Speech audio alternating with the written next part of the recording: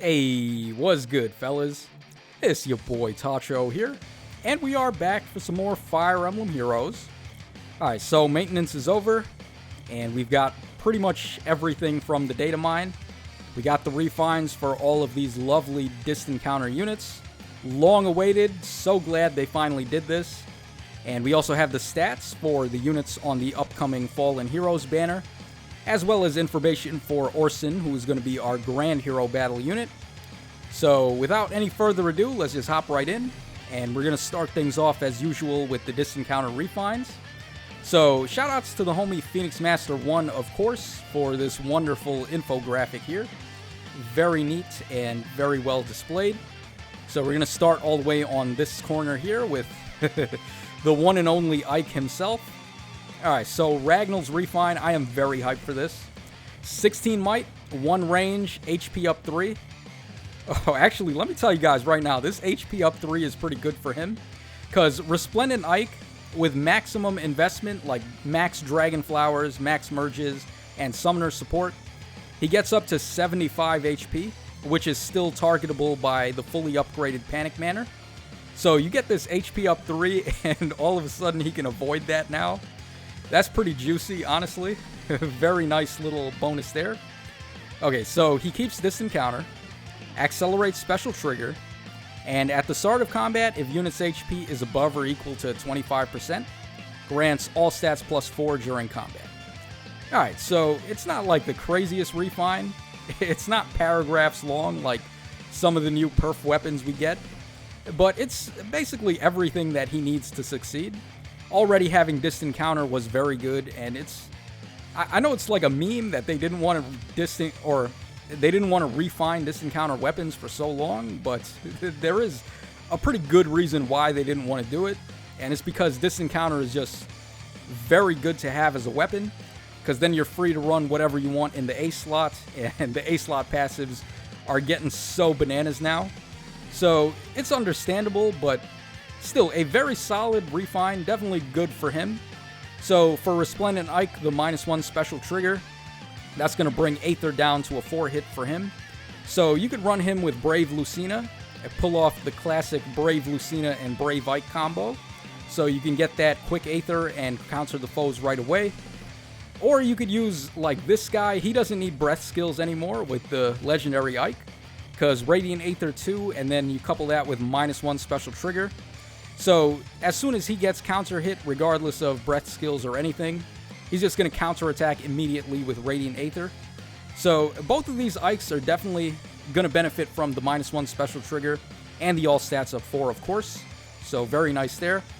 Alright, unfortunately, Alondite got the exact same refine as Ragnell, which I kind of get why, but at the same time, it would have been nice if there was some little differences to keep them apart, but I guess it is what it is. Either way, that -1 special trigger is going to be so disgusting with freaking Black Luna of all things. Even to this day, Black Luna is like, I almost want to say the most damaging special in the game, because you cut their defense by 80%. It's almost like this guy is just attacking the foes when they have 0 defense almost. So Black Luna really stings even to this day, and the all stats up 4 also going to be really nice. The only bad thing, I guess, about Black Knight and Zelgius is that their res stats are really bad, so you may have to watch out for that. I don't really think they can survive getting hit by some of the strong magic types we have now, but it's still definitely a good refine for them anyway. Okay, now let's move on to Raijinto. This is pretty much the cream of the crop when it came to this batch of refines. So let's take a look here. Unit can counterattack regardless of foe's range, of course. If unit initiates combat, or if unit is within 2 spaces of an ally, grants all stats plus 4 during combat, and neutralizes effects that guarantee foes' follow-up attacks, and effects that prevent units' follow-up attacks during combat. Okay, so they straight up gave this man null follow-up and all stats up 4. So, when it comes to Legendary Ryoma, he is a flying type unit, so normally he's not supposed to have null follow-up, so it's pretty nuts that they gave it to him. And then you combine that with Bushido 2 from his remix. So Bushido 2 has IO shield built in, It has the Spurn and Repel and Close Call effect for damage reduction. And then he gets +7 true damage on every attack that he does. Like, all of a sudden, Legendary Ryoma is starting to look like one of the best sword units in the game now. And he's basically like a flying infantry type unit. Because he has a null follow-up, he has Spurn, he has the IO shield effect. So he's getting that flying type movement with absolutely no detriments to it. So I think it's safe to say this Legendary Ryoma is probably better than Marita now. So definitely an amazing unit to get the +10 on now, or he just came back to life if you had him at +10 and you weren't really using him. So that's very good. And the Day 1 Ryoma is definitely going to benefit from this as well, but sadly not quite as much as Legendary Ryoma with the Bushido too. So just keep that in mind. Alright, next up we have Xander with Siegfried. So he gets this encounter, of course. At the start of combat, if foe's HP is above or equal to 75%, inflicts attack and defense -5 on the foe during combat, and foe cannot make a follow-up attack. Alright, so again, a pretty basic refine, just like Ike and Zelgius got. But this guy inflicting attack and defense -5 is going to raise his bulk quite a bit. He has a lot of defense for a cavalry type unit, but in that same regard, his res is really not that great. I guess you could say that about a lot of units here, like Zelgius and Black Knight. Of course, Ryoma kinda, but he's going to have damage reduction, so it's not the biggest deal. Xander, of course, has bad res, and then Camus as well. Or Camus. I'm not calling him Camus. It's Camus. So, the low res is kind of sucky for these old disencounter units. But the refines are going to help them out, so that's nice. And then finally, we have the Gradivus refine. So, basically disencounter, and then if foe initiates combat, or if foe's HP is full at the start of combat, grants all stats up 4 to unit during combat. And also, if unit deals damage to foe during combat, restores 7 HP to unit. Triggers even if no damage is dealt. Alright, so this is going to activate on every attack that they do. Probably going to be more beneficial to Harden than Camus himself, because Camus doesn't have good res like I just brought up, while Harden actually has good res, and then he has the armored level BST. So if they ever were to release whatchamacallit, a Surveillance Shield Sacred Seal or something like that, this guy would be pretty nasty, honestly. Like, with his defenses, he's got really good defense and res, and then with this refine here, giving him all stats up 4 and DC, and then this crazy sustain effect, it's going to be a really good time for Harden. So hopefully we get that Surveillance Shield Seal at some point, but in that same regard, certain armored units would just be ridiculously over the top if that was a seal. So maybe they don't want to make that a seal just yet. Okay, let's go ahead and move on now to the stats for the Fallen heroes. And we're going to start things off with Fallen Edelgard. So we got 45 HP, 42 attack, 14 speed, 44 defense, and 39 res. And she's got a BST of 184 with super boons in both attack and speed. I mean, plus speed Edelgard, right? That 18 speed, real scary, huh? Nah, you want to go plus attack with her. And then combined with her weapon and her beast skill, like this unit is just ridiculous. I don't really think I need to bring this up again. If you guys saw my reaction to the trailer, you already know how disgusting this Edelgard is going to be. Okay, so now we have Dimitri. We got 40 HP, 42 attack, 40 speed, 38 defense, and 17 res for a BST of 177. And he does have a super boon in attack, which is nice. So this Dimitri, I'm not really sure if I like him that much. Obviously, the legendary Dimitri is a bit more cohesive with Atrocity and his weapon. But this guy's beast skill is still pretty good. Gives him Kanto Rem +1, inflicts speed and defense -3, and then he also gets a wind sweep type of effect. So that's definitely going to help him out a lot. The only bad thing I would say about him is the second effect on his weapon, where he's gaining 50% of his attack minus the foe's defense as damage on his attacks if he cannot do a follow-up, which is probably not going to be too often given how good his speed is. And the fact that his weapon and his ace skill are both attack and speed solo. Like, really, the only time you're going to see that is if he speed ties with someone super fast. Possibly a sword unit that has, like, repel or something like that.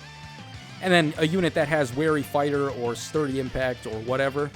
Edelgard definitely comes to mind. So it's like they built him to counter Edelgard, kinda. But I wish they didn't do that. They should have just made him a good unit, or... Well, he is a good unit, but they should have made him like a...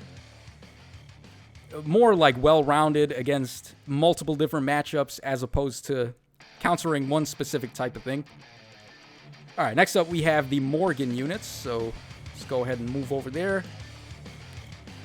Alright, so we have Morgan M up first, and he's got 38 HP, 37 attack, 17 speed, 35 defense, and 38 res, for a BST of 165, and then he's got super boons in HP and res.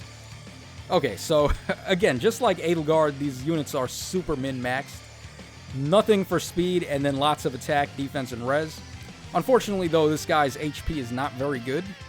38 HP for a bait type of unit is, like, pretty bad, honestly. But his weapon is super good anyway, doesn't matter. He gets a follow-up, he stops the foe's follow-up, and then he can inflict guard as well. So, it's like Henry on roids, basically. Henry combined with Fallen Julia is what I would like in this guy, too. And he is a red tome, so that is a pretty good color for tomes, I would say. Alright, let's move on to his sister up next. So, she's got 40 HP, 39 attack, 17 speed, 41 defense, and 35 res. And her BST is 172. A little bit better, because she is a melee flyer type, as opposed to a tome. And once again, she has super boons in HP and res, just like her brother. The res super boon is actually pretty clutch on her, because you got this 41 defense and then possibly 39 res. With that weapon, that's just nuts. So she's going to be a pretty solid bait unit. I feel like the male Morgan is a little bit better, though, because, of course, even though this Morgan is very good, and she is a flyer type, she also doesn't have protection against bows on her kit or her weapon. So I think the male Morgan is probably going to be a little bit more solid in the long run, not having to worry about effective type damage. So just be aware of that. But that being said, this Morgan is still a very good unit. Okay, and then finally we have the Orson Grand Hero Battle. Alright, so Orson's got 43 HP, 38 attack, 28 speed, 36 defense, and 23 res. And his BST is 168. And he's got a super boon in res. Okay. So, looks like he is a bait unit, or he's trying to be a bait unit. He's got a lot of attack, some pretty good defensive bulk, but then his speed is sort of mid, and then his res is not that great. Honestly, the super boon in res is pretty good for him. He's definitely going to appreciate the +4 to that. Going to make his defenses a bit more well-rounded. Unfortunately, his weapon effect does not do anything for his res. We're going to take a look at that in a second. He does have a perf weapon, so that's nice. Finally, they decided to give us more of these Grand Hero Battle units with perf weapons. I feel like all of them should come with perf weapons, to be honest. But I guess some of the other ones just got very unlucky. And are you going to want to build this guy? I can't really say for sure. I think Petrine is still probably a little bit better. Petrine is definitely more focused for player phasing, and her kit and everything about her is just very, like, offensively oriented. Whereas this guy, he's trying to be a bait unit, but then his res is kind of mid, and then, I don't know, like, he's definitely good. He's definitely an interesting unit, but he could be a little bit better. I'll say that much. Alright, so let's go ahead and take a look at his weapon effect. His artwork, by the way, is pretty good. Kind of reminds me of that guy from Bleach. Oh man, it's been so long since I've seen Bleach. What was that guy's name? The #1 ranked Espada guy. I think it was Coyote Stark. I think that's what his name was. It kind of reminds me of that a little bit. Alright, shoutouts to Bleach if anyone remembers that old anime. But anyway, his weapon is Bereft Lance. So we got 16 might here and 1 range. Grants defense up 3. and then grants attack and defense up X during combat, where X is based on the number of allies in 2 spaces. So no allies at all, he's going to get +6. 1 ally is going to be +4. 2 allies is going to be +2. And 3 or more allies is going to be +0. So a similar weapon type of effect as the Fallen Female Korin, except unlike that Korin, he's not getting like every stat.